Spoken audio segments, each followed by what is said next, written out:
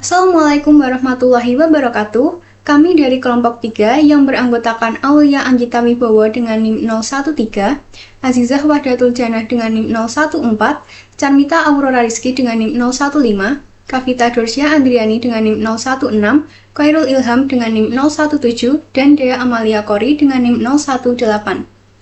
Di sini kami akan mempresentasikan hasil diskusi kami untuk memenuhi tugas dari mata kuliah Etika Profesi dan Hukum Kesehatan yang berjudul Registrasi dan Izin Praktik Fisioterapi. Yang pertama, bab 1, latar belakang. Fisioterapi diakui sebagai bagian penting dari pelayanan kesehatan modern. Fisioterapis berperan dalam rehabilitasi, pencegahan kecacatan, dan edukasi masyarakat.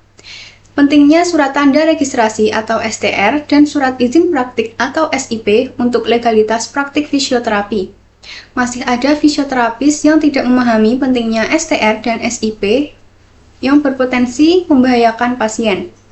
Undang-Undang Nomor 17 Tahun 2023 mengubah mekanisme registrasi dan perizinan tenaga kesehatan. Kemudian yang selanjutnya ada tujuan pedoman. Ada 6 poin. Yang pertama, menyampaikan urgensi kepemilikan STR dan SIP. Yang kedua, menjelaskan prosedur pengajuan STR dan SIP. 3. Membedah regulasi hukum terkait registrasi dan perizinan. 4. Mengidentifikasi peran KTKI dan IV dalam pengembangan profesi. 5. Meningkatkan kesadaran tentang dampak hukum praktik tanpa dokumen legal. 6. Mendorong profesionalisme dan kepatuhan terhadap kode etik. Kemudian, ruang lingkup. Yang pertama, pengertian dan istilah terkait registrasi dan izin praktik. Yang kedua, persyaratan registrasi fisioterapis. Yang ketiga, proses permohonan SIP. Yang keempat, tata cara praktik fisioterapis. Yang kelima, etika dan tanggung jawab hukum fisioterapis. Dan yang keenam, pemantauan, evaluasi, dan sanksi administratif. Selanjutnya, dasar hukum dan regulasi. 1. Undang-Undang Nomor 17 Tahun 2023 mengatur sistem kesehatan nasional, mewajibkan STR dan SIP, serta memperkenalkan sistem registrasi elektronik. Yang kedua, Permenkes dan regulasi turunan, terdiri dari registrasi tenaga kesehatan, izin praktik tenaga kesehatan, penyelenggaraan pelayanan fisioterapi, dan penyelenggaraan CPD. Yang ketiga, aturan KTKI, yaitu mengelola registrasi tenaga kesehatan, verifikasi STR, dan pembinaan kode etik. Dan yang keempat, ada aturan IV, yaitu menetapkan standar etika, mengelola CPD, dan advokasi untuk anggota. Bab 2, pengertian dan istilah. 1.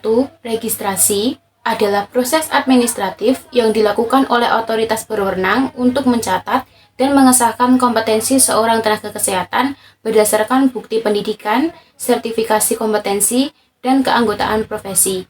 Yang kedua, surat tanda registrasi atau STR adalah dokumen resmi yang dikeluarkan oleh Konsil Tenaga Kesehatan Indonesia yang menyatakan bahwa seorang fisioterapis telah memenuhi syarat registrasi dan memiliki hak untuk menjalankan profesi di wilayah hukum Republik Indonesia. Ciri-cirinya ada 4. Yang pertama, memiliki nomor unit nasional. Yang kedua, berlaku selama 3 tahun dan harus diperpanjang sebelum masa berlakunya habis. Yang ketiga, hanya dapat dimiliki oleh mereka yang telah lulus uji kompetensi. Yang keempat, diterbitkan setelah verifikasi administratif dan rekomendasi konsil profesi. Yang ketiga, surat izin praktik atau SIP adalah dokumen yang dikeluarkan oleh Dinas Kesehatan tingkat kabupaten atau kota yang memberikan izin kepada fisioterapis untuk menjalankan praktik profesinya di lokasi tertentu.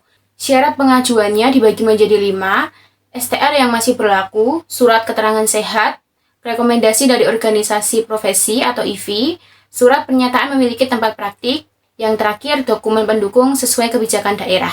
Yang keempat, tempat praktik adalah lokasi fisik di mana fisioterapis memberikan layanan profesional kepada pasien. Syarat tempat praktik wajib memiliki 1. Surat izin operasional, 2. SIP tenaga fisioterapis yang bertugas, 3. Alat-alat dan fasilitas yang memadai, 4. Sistem pencatatan dan dokumentasi yang sesuai standar, yang kelima, pemantauan berkala dari Dinas Kesehatan.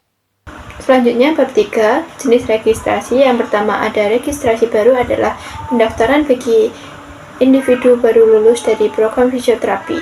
Persyaratannya Yang pertama ada ijazah pendidikan fisioterapi terakreditasi, surat keterangan sehat dari dokter, fotokopi KTP, pas foto terbaru, formulir pendaftaran dari KFI.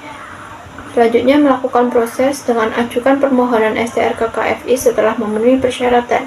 Kedua ada registrasi ulang adalah proses memperpanjang STR yang sudah ada. Persyaratannya STR yang diperpanjang, bukti pelaksanaan CPD atau pelatihan, surat keterangan sehat. Prosesnya dengan mengajukan permohonan registrasi ulang dengan dokumen yang diperlukan.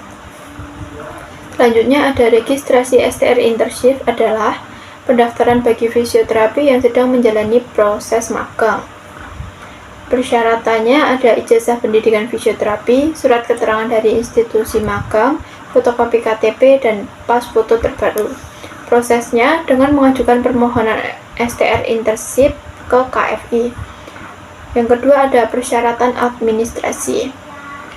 Syaratnya yang pertama ada ijazah pendidikan fisioterapi, bukti kelulusan dari program terakreditasi, surat keterangan sehat, menjamin kondisi fisik dan mental yang baik, fotokopi KTP untuk bukti identitas, pas foto terbaru untuk administrasi dan identifikasi, formulir pendaftaran diisi dengan informasi pribadi dan pendidikan, dokumen pendukung lainnya, surat rekomendasi atau bukti pelatihan tambahan jika diperlukan. Yang ketiga ada mekanisme pengajuan STR. Yang pertama ada persiapan dokumen, siapkan semua dokumen yang diperlukan, pengisian formulir, isi formulir pendaftaran dari KFI. Yang ketiga, pengajuan permohonan. Ajukan permohonan STR ke KFI secara langsung atau online. Yang keempat, verifikasi dokumen. KFI memverifikasi dokumen yang diajukan. Yang kelima, ada ujian atau wawancara. Dapat dilakukan untuk menilai kompetensi. Yang keenam, penerbitan STR. Jika semuanya persyaratan terpenuhi, STR diterbitkan.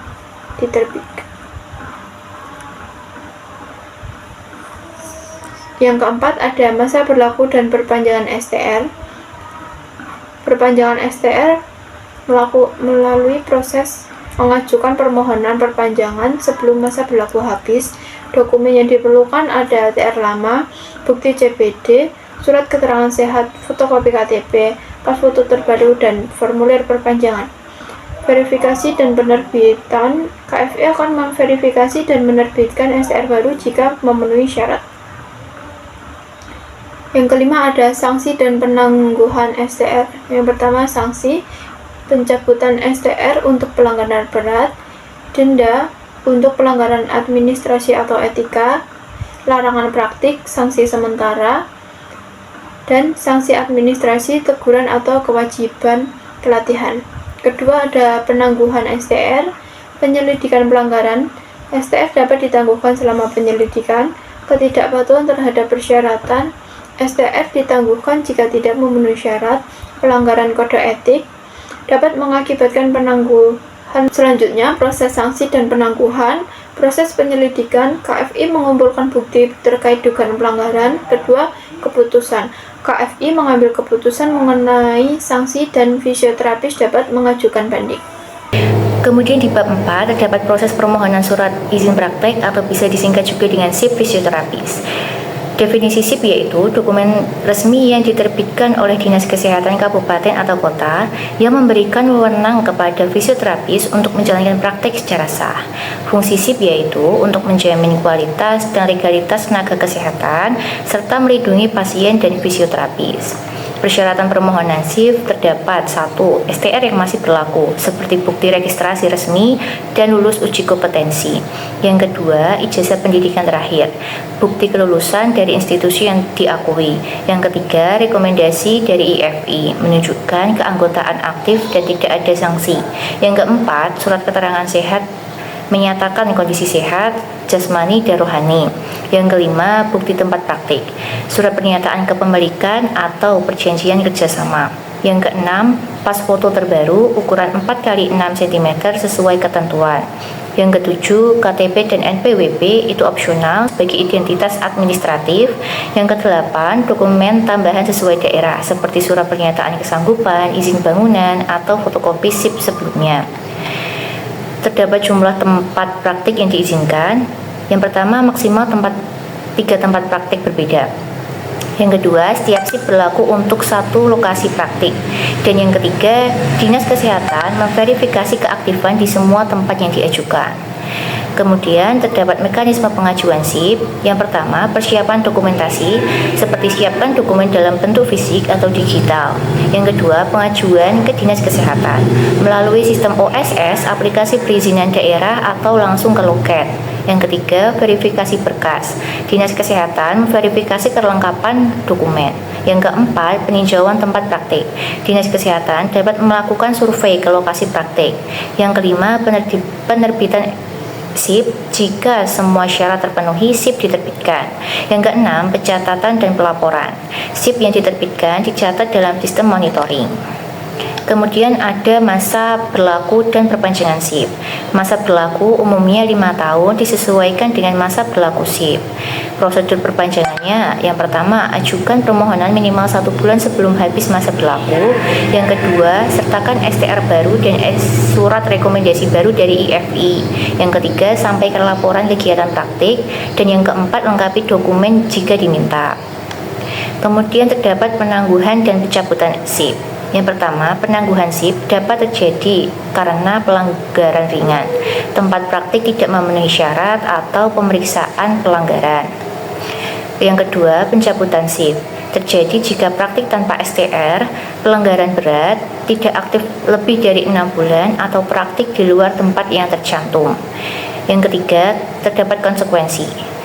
SIP yang dicabut tidak dapat digunakan, dapat berakibat pada pembekuan keanggotaan di organisasi profesi, dan harus melalui prosedur pemulihan izin untuk mengajukan kembali.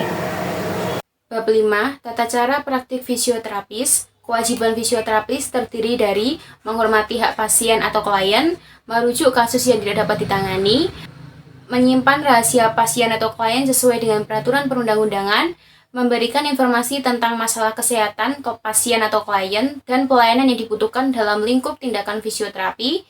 Yang kelima, meminta persetujuan tindakan fisioterapi yang akan dilakukan. Yang keenam, membantu program pemerintah dalam meningkatkan derajat kesehatan masyarakat. Yang ketujuh, mematuhi standar profesi, standar pelayanan, dan standar prosedur operasional fisioterapis. Larangan selama praktik terdiri dari 1. Fisioterapis tidak boleh bertindak di luar kemampuan dan kewenangan mereka. 2. Dilarang bagi pimpinan fasilitas kesehatan untuk mengizinkan fisioterapis yang tidak memiliki SIPF atau SIKF untuk melakukan fisioterapi di fasilitas tersebut. Yang ketiga, fisioterapis tidak boleh menjanjikan kesembuhan pasien secara pasti. Kewajiban laporan dan evaluasi. Dengan cara membuat laporan dan evaluasi menyeluruh tentang setiap pasien yang mereka tangani. Laporan ini mencakup 1.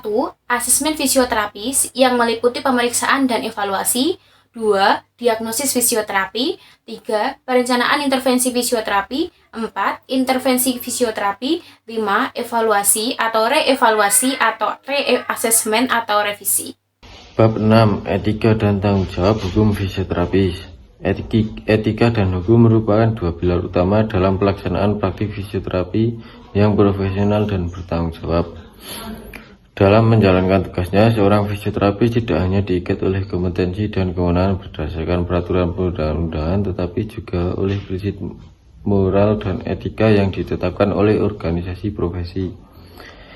Keseimbangan antara etika dan kepatuhan hukum diperlukan untuk menjaga kualitas pelayanan, melindungi hak pasien, dan meningkatkan kepercayaan publik terhadap profesi fisioterapi.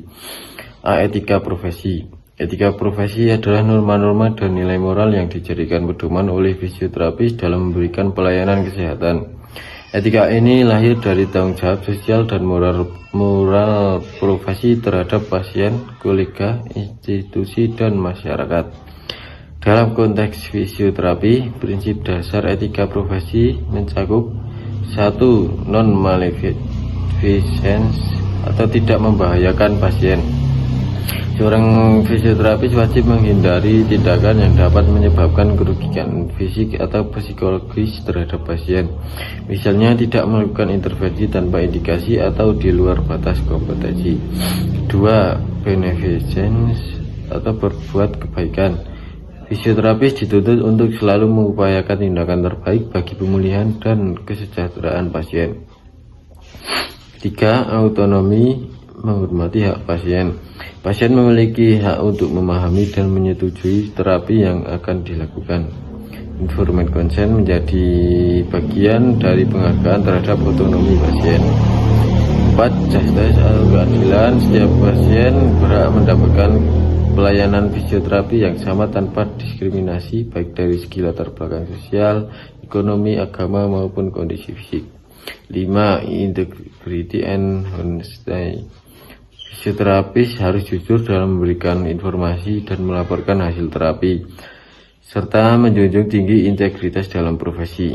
Etika profesi ini bukan hanya panduan sikap, tapi juga bagian dari penilaian kinerja dan dapat menjadi dasar untuk pemindahan bila terjadi pelanggaran. B. Kode perilaku. Kode perilaku adalah dokumen yang dikeluarkan oleh Ikatan Fisioterapi Indonesia dan Konsil Tenaga Kesehatan Indonesia yang berisi aturan-aturan yang harus dipatuhi oleh seluruh fisioterapis dalam praktik profesionalnya. Beberapa poin penting dalam kode perilaku antara lain: 1. Menjaga kerahasiaan data pasien. 2. Tidak menyalahgunakan posisi profesional untuk kepentingan pribadi. 3. Bersikap profesional dalam semua hubungan kerja. 4. Tidak melakukan promosi berlebihan. 5. Melakukan rujukan dengan benar. Setiap pelanggaran terhadap kode perilaku ini dapat dikenai sanksi oleh organisasi profesi, mulai dari pembinaan, teguran tertulis, pembekuan, rekomendasi, hingga pencabutan keanggotaan EVI. C. Tanggung jawab hukum dan tindakan fisioterapi. Fisioterapis tidak hanya tunduk pada etika, tetapi juga bertanggung jawab secara hukum atas tindakan profesional yang dilakukannya. Hal ini diatur dalam berbagai peraturan seperti 1. Undang-Undang Nomor 17 Tahun 2023 tentang Kesehatan. 2. Peraturan Menteri Kesehatan. 3. Kode Etik IFI. 4. Kitab Undang-Undang Hukum Pidana KUHP dan Perdata. Jenis-jenis tanggung jawab hukum. 1. Tanggung jawab pidana. Itu berlaku jika terjadi tindakan melawan hukum seperti malpraktik berat, penganiayaan, kelainan fatal yang menyebabkan luka atau kematian pasien. Kedua, tanggung jawab perdata, itu berkaitan dengan ganti rugi atas kerugian yang dialami pasien akibat tindakan kelalaian atau kesalahan prosedur. Ketiga, tanggung jawab administratif, itu berupa sanksi dari instansi atau organisasi profesi. Konsep informed consent, itu setiap tindakan fisioterapi wajib dilakukan setelah pasien menyetujui prosedur yang akan dijalankan. Informed consent menjadi syarat sah pelaksanaan terapi dan dapat digunakan sebagai bukti jika terjadi gugatan hukum. D. Penanggung jawab pelanggaran. Jika terjadi pelanggaran etika dan hukum, maka profesi penanganan dilakukan sesuai mekanisme yang telah ditemukan oleh organisasi profesi, dinas kesehatan, atau aparat penegak hukum. Beberapa tahapannya yaitu 1. Pelaporan.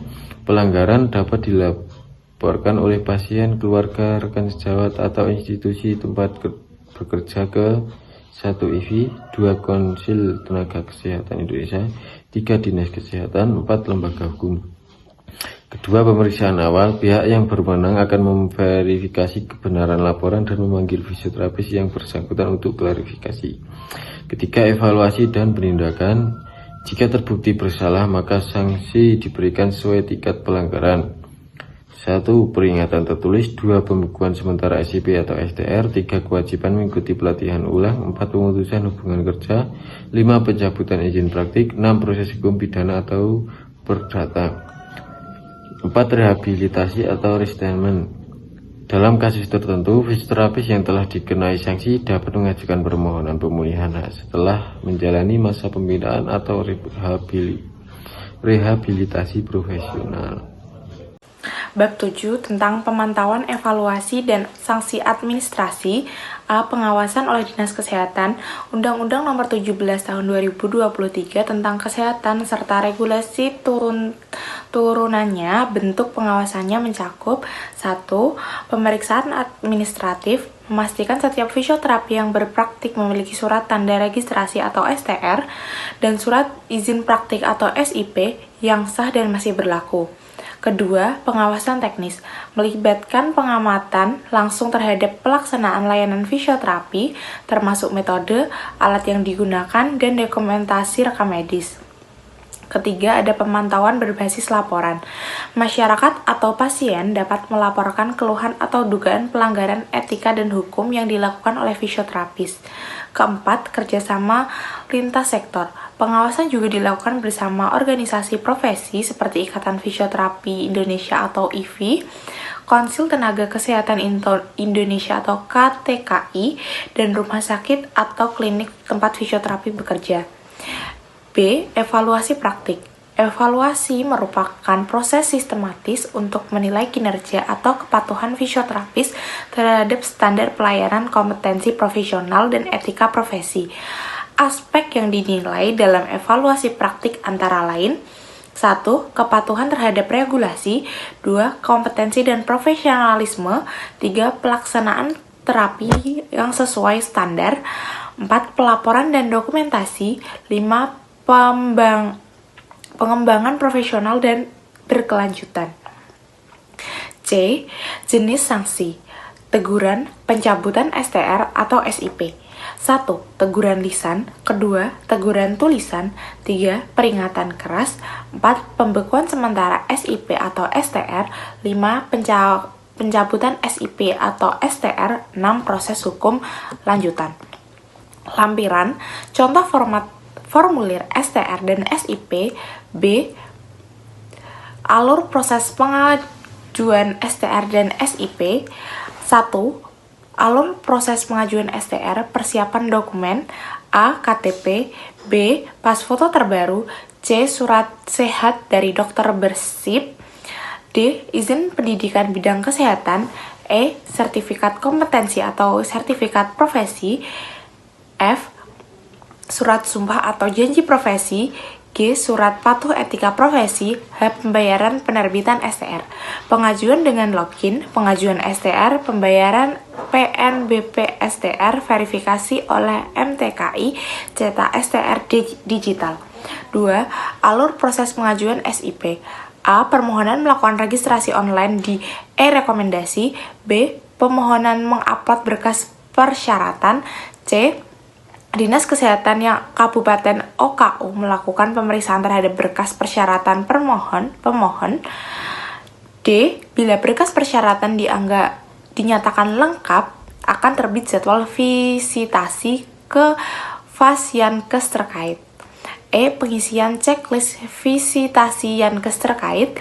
F. Jika dinyatakan memenuhi syarat surat rekomendasi izin. C. Tabel masa berlaku dokumen. D. Daftar instansi terkait. Pertama ada Konsul Tenaga Kesehatan Indonesia atau KTKI. 2. Dinas Kesehatan. 3. Ikatan Fisioterapi Indonesia atau IFI. Berikut presentasi dari kelompok kami. Kurang lebihnya mohon maaf. Terima kasih. Wassalamualaikum warahmatullahi wabarakatuh.